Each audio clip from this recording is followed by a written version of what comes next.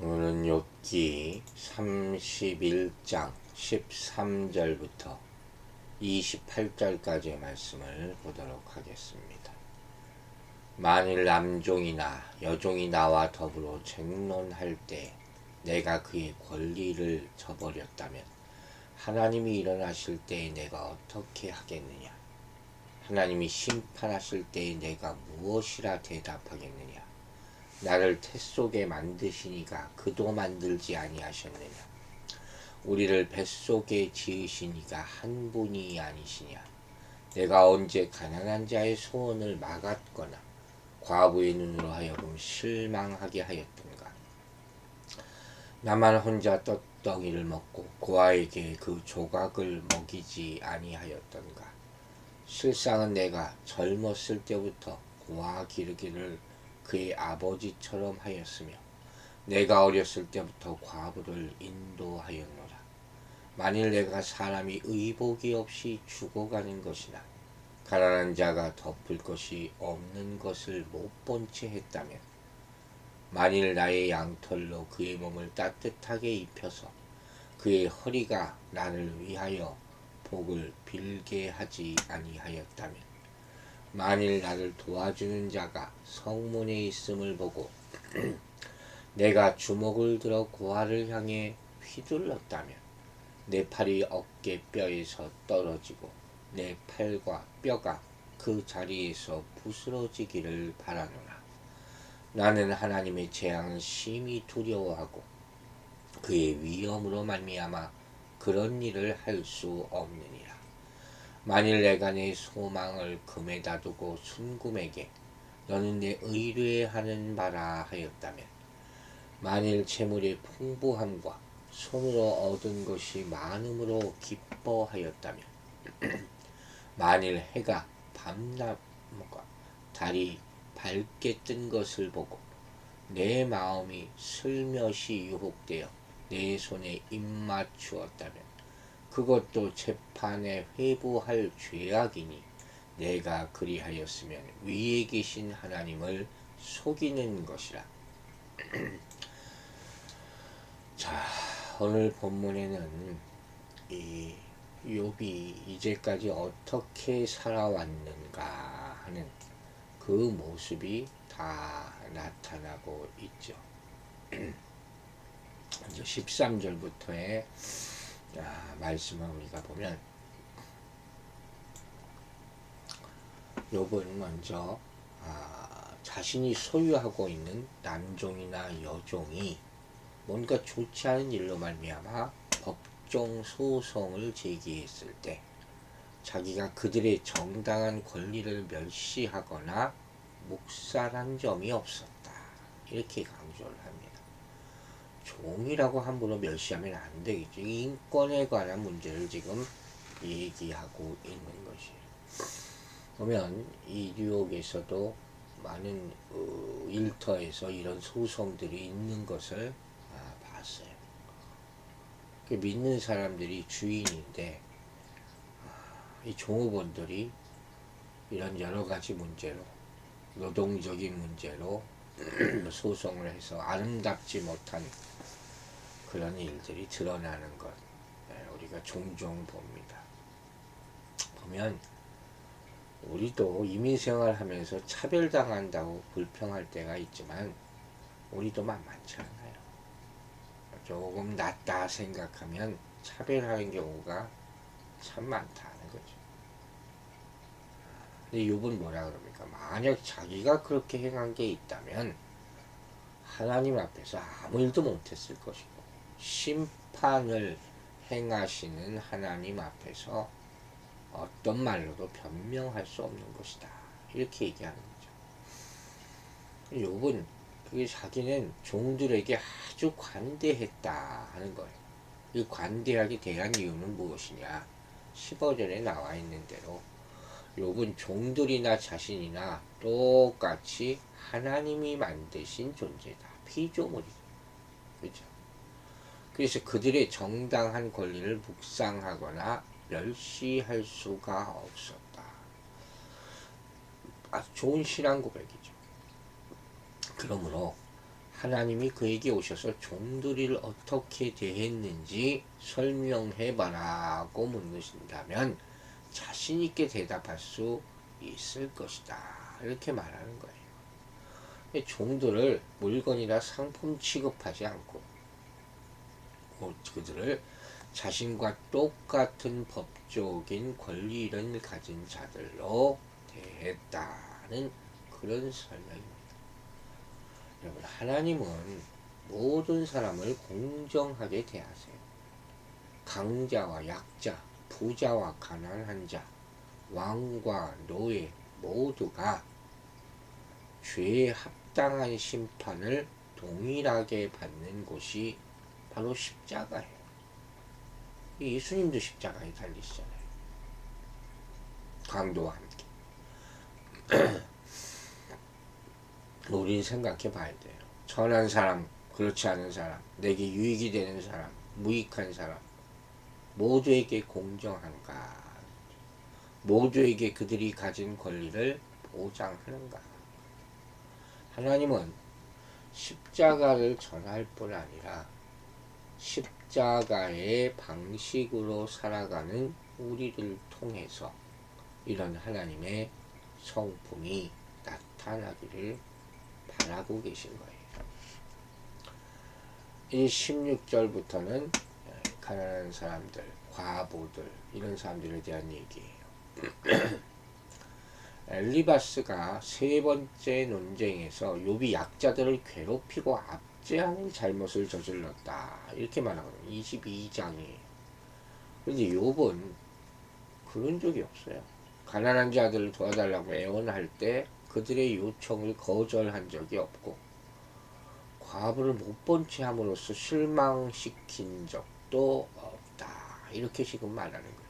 또 자기 혼자만 배부르게 먹으면서 고아들에게는 나누어줄 생각도 안 채 그들을 굶긴 적도 없다고 강조하고, 오히려 젊었을 때부터 아비가 자식을 키우듯이 고아들을 길렀고 어렸을 때부터 과부들을 도와주었다 이렇게 변명합니다. 특별히 주목할 만한 것은 고아들을 자기 자식처럼 길렀다는 거죠. 이게 참 굉장한 정성과 돌봄으로 자기 친자식과 똑같이 생각했다. 인상적이죠.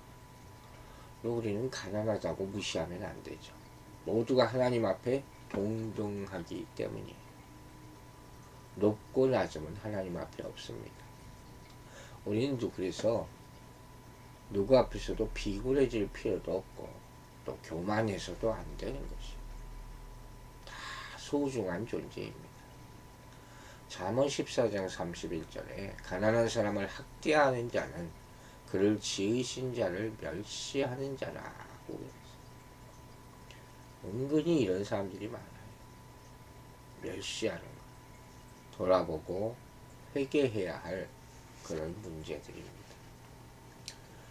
이제 욥은 19절부터 자신이 힘없고 가난한 자들에게 어떠한 긍휼을 베풀었는지 상세하게 지금 설명하고 있어요.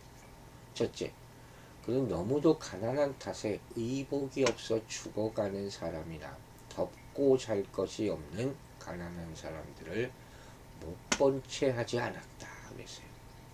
둘째, 자신이 기른 양털을 그처럼 가난한 사람들의 몸에 입혀서 허리를 따뜻하게 해주었더니 도움을 받은 자들이 감사의 마음으로 그를 위해 진심 어린 축복을 해주곤 했다고 합니다. 셋째, 그는 성문에 모인 사람들이 모두 자기 편이라고 믿고 그들이 재판에서 자기를 도와줄 것이라는 판단하에 고아를 향해 주먹을 들어 휘두르는 그런 파렴치한 사람도 아니었다. 만약 그런 일을 했다면 내 팔이 다 빠질 겁니다. 이렇게까지 얘기해요. 여러분, 우리는 어떻습니까? 이런 사람들을 보고 힘없고 가난한 자들 많이 도왔습니까? 옛날에만 그런 게 아니라 오늘날에도 이런 사람들이 많죠.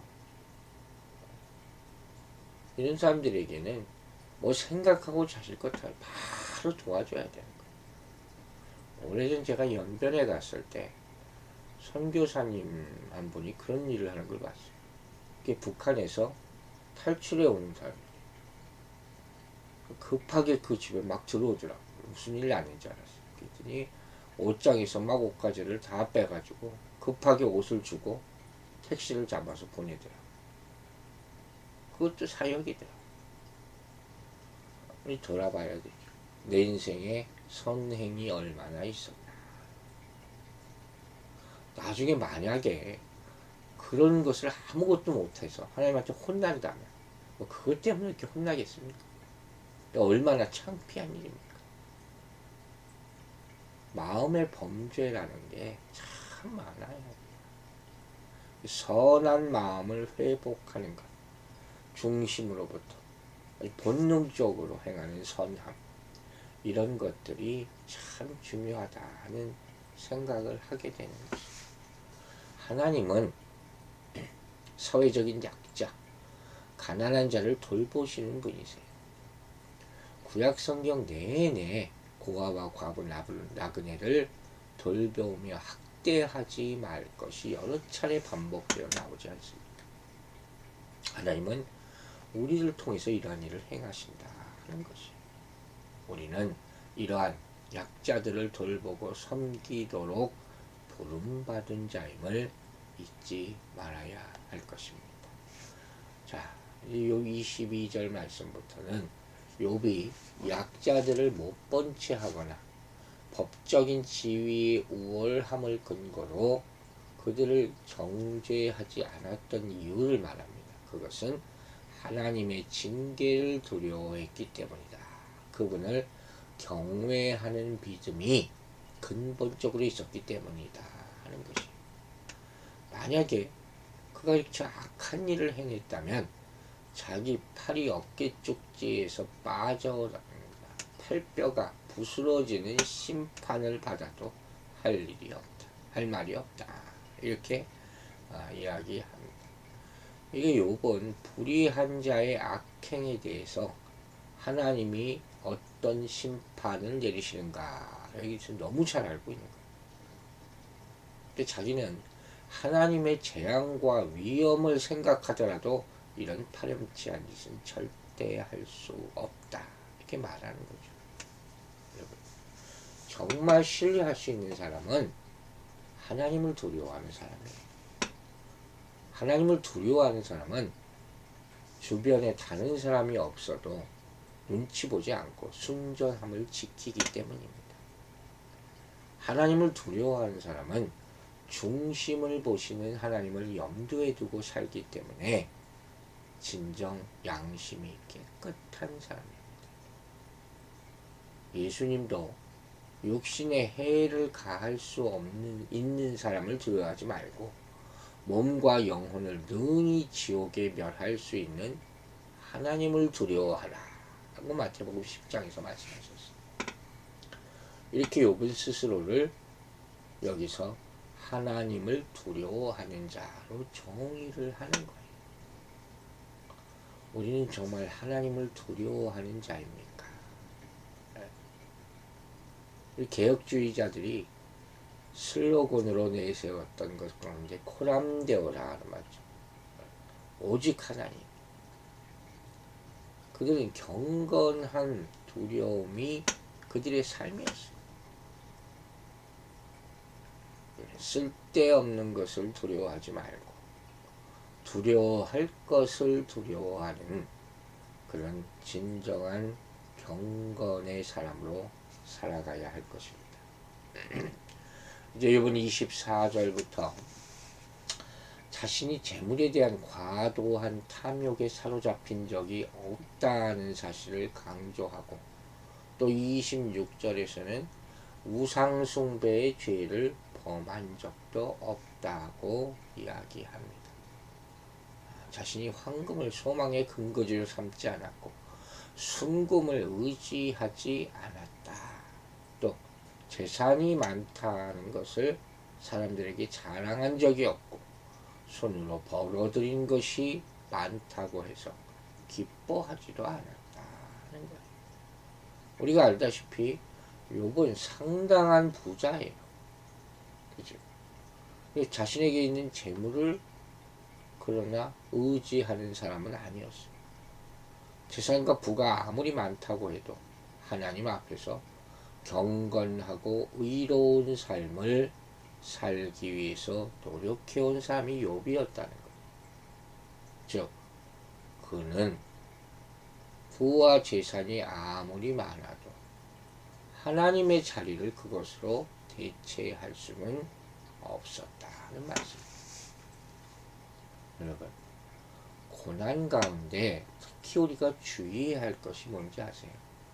영적인 자각이에요. 물질에 대한 거죠. 이때 우리의 영성을 다시 회복할 수 있는 거예요.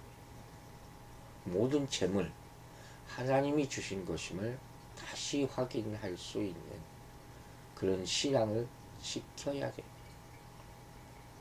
우리 탄식은 대부분 다 잃어버린 것으로부터 옵니다. 그죠? 그때 만약에 깨닫고 원래 다 하나님의 것이지 내 것이 아니었으니까 할 수 있다면 이게 믿음이 되는 거예요. 세상에서는 물론 돈이 위력이 돼요. 그 사람들이 그걸 보고 돈을 보고 그 사람에게 다 존중하는 거죠. 그러나 없어지면 어떻게 됩니까? 나락으로 떨어지는 거예요. 그래서 돈이 소망이 되면 안 되는 거예요. 우상이 되기 때문에. 이제 마지막으로 26절 말씀부터 보겠습니다. 자, 26절은 욥이 우상 숭배를 멀리하는 사람이었음을 강조하는 의도로 쓰여진 거죠. 욥은 하나님 대신 이방인들이 섬기는 태양, 달 이렇게 숭배하지 않았다 하는 것이. 해가 찬란한 빛을 낸다고 해서 해를 섬긴다든가, 달이 밝고 아름답다고 해서 달을 섬기는 그런 어리석은 행동을 하지 않았다는 그런 말씀.